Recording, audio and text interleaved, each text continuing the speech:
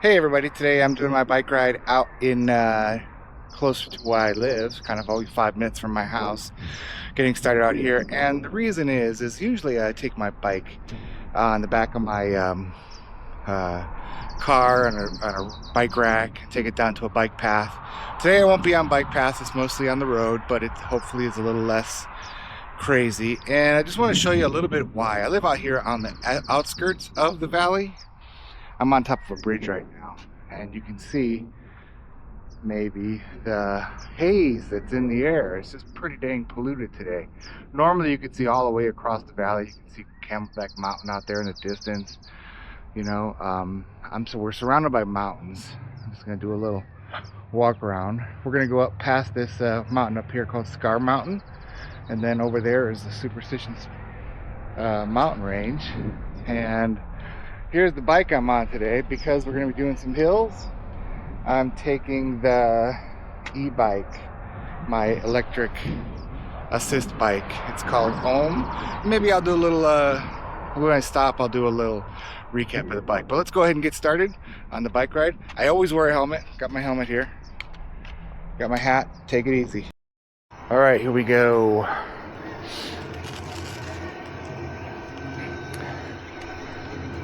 So I'm taking the e-bike today partially because of the pollution, but also because it's a hilly ride.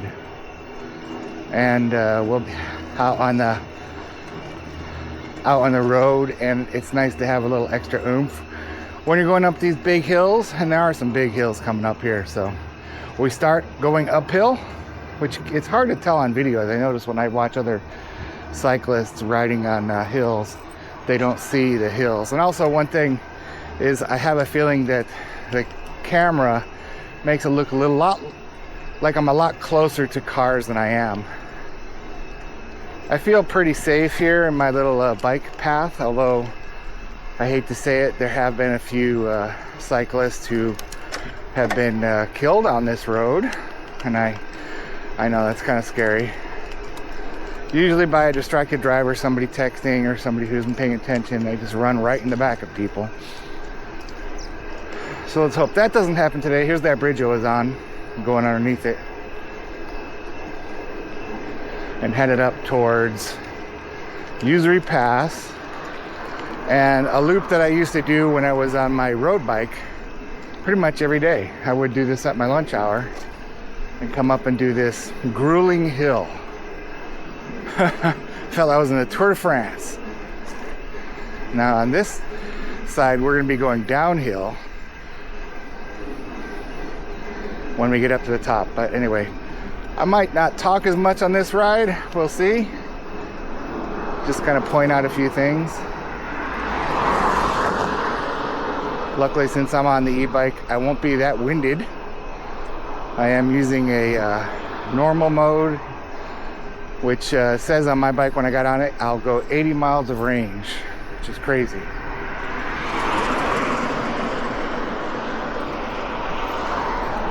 Yeah, I'm one of those people who ride on the road, pretend I'm a car, and turn left.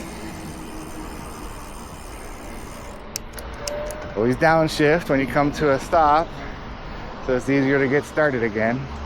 Okay, so on this route, and it looks kind of busy today, unfortunately, is where people go out to recreational areas to go riding on their quads or fishing or just to the lake. We're not that far from one of the lakes that's nearby called Saguaro Lake. And straight ahead is, I don't know if you can see it in the haze, that Superstition mountain range.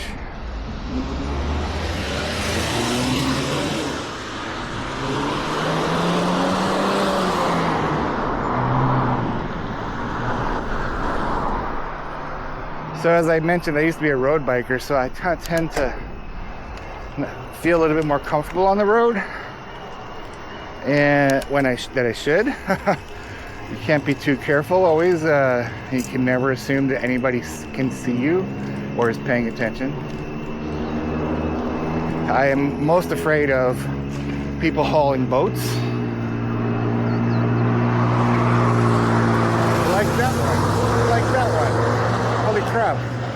perfect timing. Sometimes when they're hauling their boats, they might not realize that that boat is swaying into my bike lane. Yeah, that felt pretty close, didn't it? It wasn't that close, but I heard it coming. So I stay far over here next to the curb as possible. It's a little bit more bumpy, but I try to get away from them. I mean, just the rear view mirror of some of these trucks can knock you down. So, oh, look at the Christmas tree. There's a tree here that they decorate for Christmas. Still decorated in March. Yeah, there's somebody with a canoe or kayak going up to the river. And you can see on my right, when you see these trees with the yellow flowers on them, that's a Palo Verde. Palo Verde means green tree. And the bark is green. The leaves are green, but when it blooms, and there are different types of them. You see that there's some of them that aren't blooming. There are some that are very, very yellow.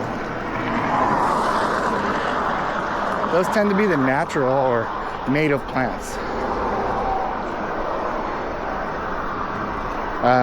Here's one on the right. Actually, that's probably not a native plant because of the way it's been built. When you see Palo Verdes or any trees in the desert, they don't look like that. They don't look like trees. You know what? Let's ride on the sidewalk. The heck with it. There's nobody on the sidewalk.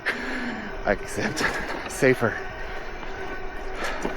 So, trees in the desert, and maybe I'll have an opportunity to show you one that how they naturally grow. They're really gigantic bushes. You know, I mean, these are all pruned to have one stalk, trunk, and they come out with branches at the top because that's our ideal version of a tree, like an umbrella. But when you see them in the desert for real, they're just gigantic bushes. They go all the way to the ground. The branches all just cover the ground and provide a nice habitat for maybe coyotes or javelinas or bobcats or, you know, some of the desert animals to sleep in. The cactus you see on my right, you don't want to fall on one of those puppies. It's a staghorn cholla. The ones that look like this, some of them are blooming right now, so maybe we'll see some blooms. That's not. This is a landscaped area for a neighborhood, so staghorns might not necessarily be too native to this area. Man, some of these truck cars are loud. I am going out on a busy road, it looks like. It is what it is, boys. Look at those Palo Verdes. Sunday morning at about 9 o'clock. So I guess people had their breakfast and now are hitting the road to go play in the sun. It's a beautiful, absolutely gorgeous day today. It's probably like 75, 80 degrees right now. Perfect weather. Dry as a bone. I have water to drink, so. See a gigantic saguaros. That's that big, huge cactus with the arms on it. Gotta get back in the road here. You see the bike path here is pretty big, and there is a runoff into the dirt if I don't feel comfortable with the cars approaching me. Look at this pretty Palo Verde. Now the thing is, if you're allergic to Palo Verdes, this is a horrible time to be here. My next door neighbors, they actually leave. They go away for a few months while the Palo Verdes are blooming. Now we're heading into the real desert. Over on the right-hand side and on the left-hand side, this is natural Sonoran Desert. The saguaros, the ones with all the little arms sticking up out of the ground are called acatillos. Some of those are blooming right now. Palo Verdes, mesquites, the barrel cactus, all of these are natural. It's probably, to me, oh my, there's a rattlesnake in the road. Dead one. You will see rattlesnakes out here. Too bad he got squished. I'm not opposed to snakes. They keep down the rodents, you know. So if you live out here and you have a car, the rodents will come and eat all your wires in your car if you park it outside. I don't park my cars outside.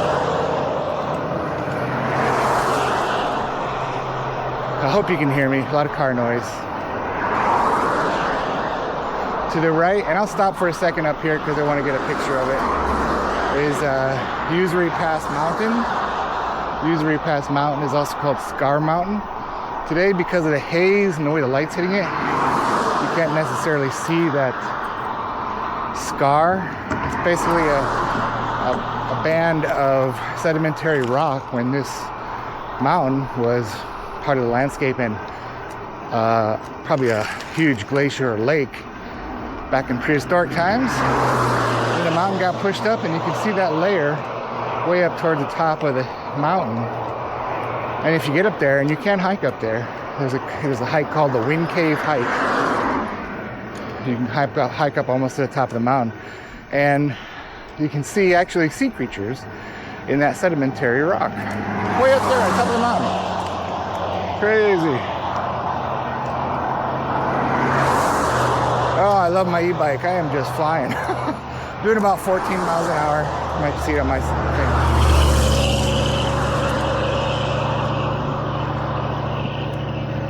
On my handlebars. Hey, thanks for subscribing, for all my new subscribers who came from Steve's channel. I really appreciate it. I'm really just doing this for fun. If I get a lot of subscribers, it's great. But it just gives me a chance to get out. It kind of motivates me to get out and ride, to make a video.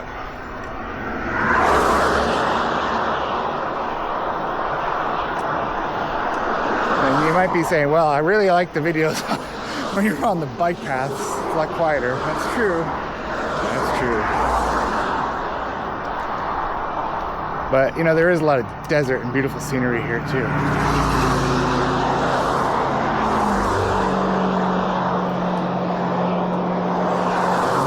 If you can see it, I'm gonna stop when I get a little closer. But on the left-hand side of the road, up on the mountain, holy cow, it's noisy.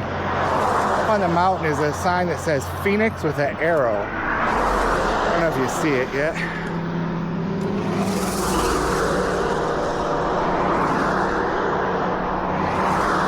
And that was put together, or what, constructed with rocks and paint a long time ago in 1940s by a Boy Scout club to let pilots know which way was Phoenix. I mean, you couldn't miss it from the air today because Phoenix is so huge. But back in the 40s, Phoenix wasn't that big, and when you're out here in the desert just cruising around, you might go, which way is Phoenix? Well, they put this gigantic sign on the mountain called, with the arrow. It says Phoenix. And each of those letters on that sign, or painted rocks, is over 100 feet tall, about 12 feet wide. Crazy. Crazy. You know what? If I can, I'll pull over so we can see it. I'm gonna go in the dirt for a little bit.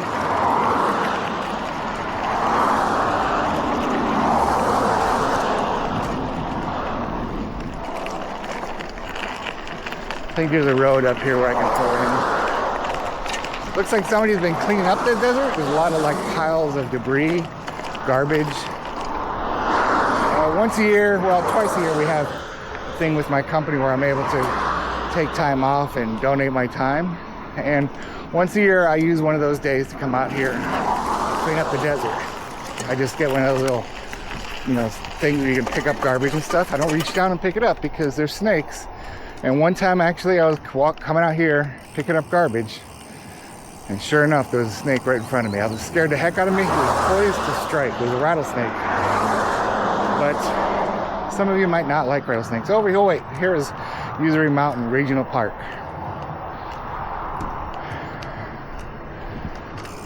Look at all the people in here. This is where I went on that hike, Steve, right here. That mountain hike. I'm not going to necessarily go all the way in, but let's go in a little ways so you can see the mountain. It's a little quieter out here anyway. Get away from that noise. There is a charge to get in. I don't know what it is now. Let's see if it tells us as we get closer. I don't have it now, but I had a yearly pass, and I usually buy a yearly pass. One to help support this park. You know, a lot of times they're not getting a lot of funding anymore, but this is a beautiful park, Usery Mountain Park, and you can go hiking, biking. You can come out and camp out here. They have a nice nature center, and you will see some wildlife occasionally. So this is, let's pull over here next to this Palo Verde. So this is a natural Palo Verde. Look how yellow it is. Isn't that crazy? Oh, there's a lizard down there. I don't know if you can see it. Scooting around. Anyway, this is Usery National Park. And then, let's see if this works. Let's zoom in a little. Can you see the Phoenix sign up on the mountain? Again, those letters are 100 feet tall. 100 feet tall. That's ridiculous. I've been up there, and it's massive. I mean, really, if it was a person on that sign right now, you wouldn't notice it. And it looks like it needs some paint, so we need to get... It is busy today. I was hoping that on a Sunday morning it might not be as busy. You know, people may be coming back, that people already started their day, but looks like there's a lot of day boaters going out to the lake. What does it say? Oh, you know what? Let me see what it says for the fee for cars. I wonder if there's a fee for bikes. Entrance fee per vehicle is now $10. It used to be $7, so it's gone up a little bit. Right here is the entrance to a bike trail. Now, because I live out this way, there is an entrance to the bike trail off of another road where a lot of people park and don't pay. You know, it says you can pay, but they don't. They just ride around, because it's not like there's a park ranger out there pulling people over and asking for their tickets. But it's better if you're going to a national park, or this is a regional park, you know, pay, because you know, you have to support that park. You know, they you know, somebody has to man the park. They have to go and clean up the trails, fix it up, keep it nice for us, and it's better not to, you know, be cheap and save your $10 and come in the side route. Or if you go in the side route, you know, put the $10 in the box that's there at the entrance. Very few people do that, I know. Anyway, that's the entrance to Usery Mountain Park. Back on the crazy road.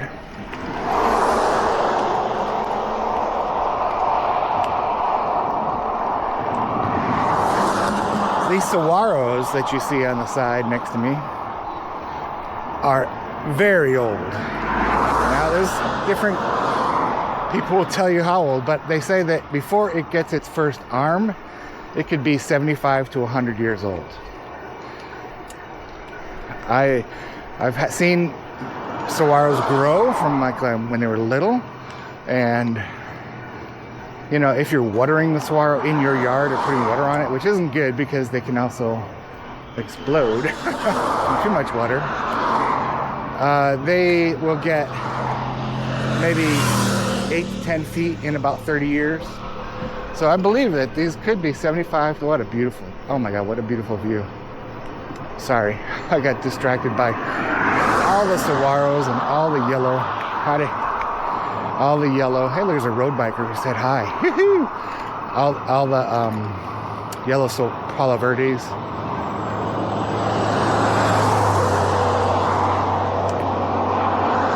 In the trees, you might see some like weird moths hanging out there. Oh, sorry to get distracted. But on the left is a shooting range.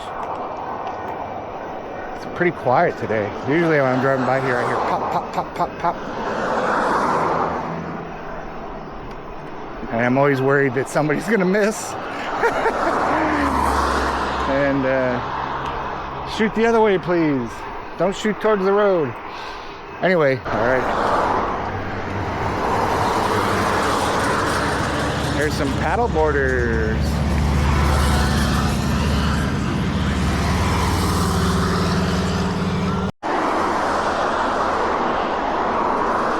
we're coming across the river now. Let's see how full it is. Oh, there's a lot of water in there. I'll take us down by the river. A lot of paddle boarders down there, kayakers. Dogs.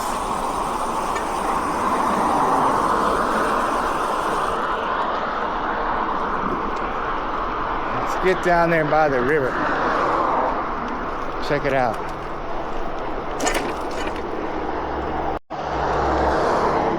There's quite a few people here. It is a beautiful day, so I guess that makes sense. Can't turn in there anymore. Okay. So when I was in college, people would come down here. This is where you tube the river. You bring your inner tube and you park on one end of the river, and somebody parks on the other end, and then you tube all the way down. Or you could take a bus that takes you up to the top of the river, and you tube down to where the bus parking lot is. And this is the spot. Oh, I hate these things. Hang on. And this is the spot where people would just stop and maybe chill. A lot of alcohol happening and other activities in this particular spot. Now, I don't go to the river anymore, go tubing or any of that stuff. It's just not as it's not clean. I mean, there's no bathrooms in the river, if you know what I mean. So I just don't feel, you'd see things floating down the river that aren't very nice. There's quite a few people here. You do have to pay to park, and the whatchamacallit, the park ranger will come out here and he will ticket you if you don't have a thing. So let's pause here.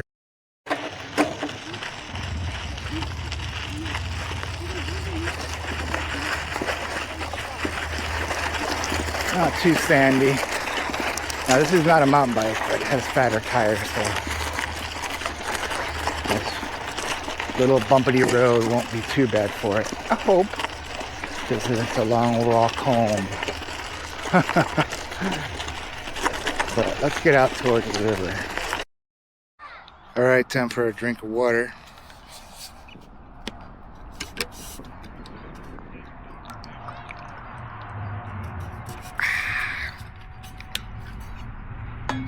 Put that down there. Let's take a look at the river. Let's walk down that way. You can see the river rock. They call it River Rock for a reason. We're next to the river.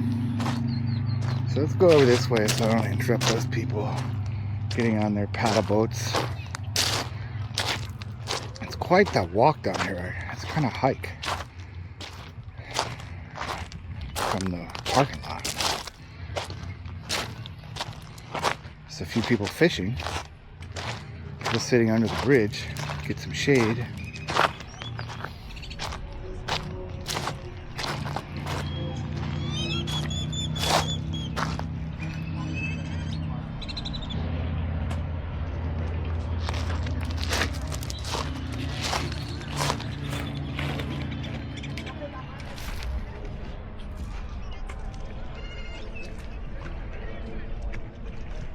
So I would say the water's not flowing too much today. It's not fall, Chris. Fishing. You can see the paddle boarders. I left my bike up on the hill. That's the bridge we came over when we got here. I think it's called Blue Point Bridge. It's a nice little bend in the river where it slows down quite a bit.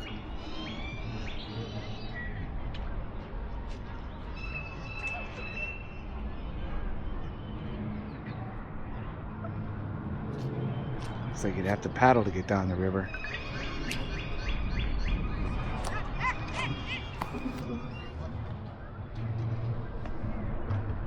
There we go.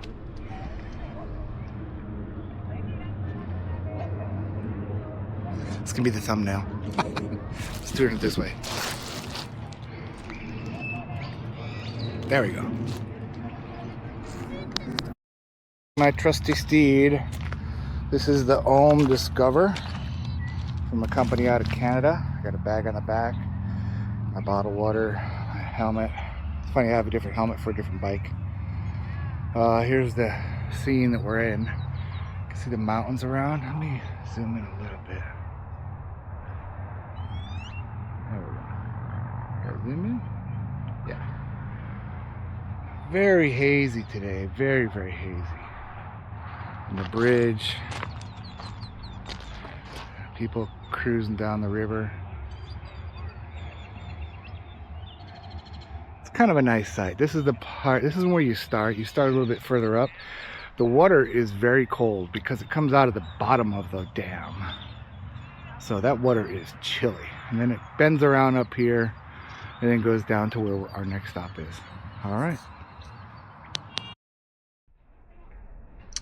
Hey, I'm taking a little break here because first I have a little water, a little snack, but also this little camera that pops out and you put on your chest only lasts about, I'd say, 20 to 30 minutes before you have to charge it again. And it charges up pretty fast. It's already about 60% charged after about 10 minutes, so that's pretty good. But something for Steve to note, if you're going to go for a long walk and you just want to keep it on your chest, it's probably only going to last 20 to 30 minutes. Then you got to pop it back into here where it charges itself, and that thing probably lasts a couple hours. So that's pretty good. All right. I thought I'd stop just to get a picture. Now this is really a pretty area. That's Red Mountain there.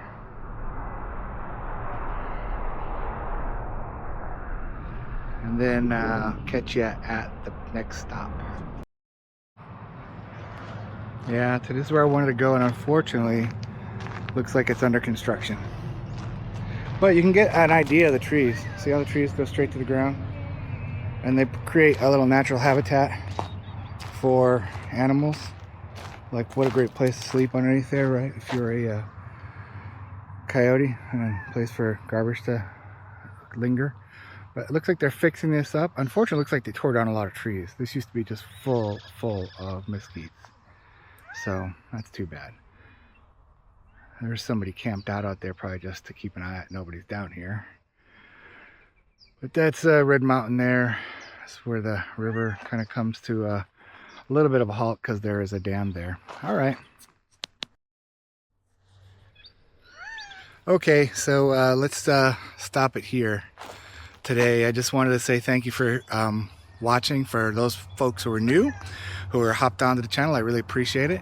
I'll try to keep these, they're probably pretty lengthy videos. I put a few shorts out there too, but you could always fast forward if you want, or cut across to the part you like.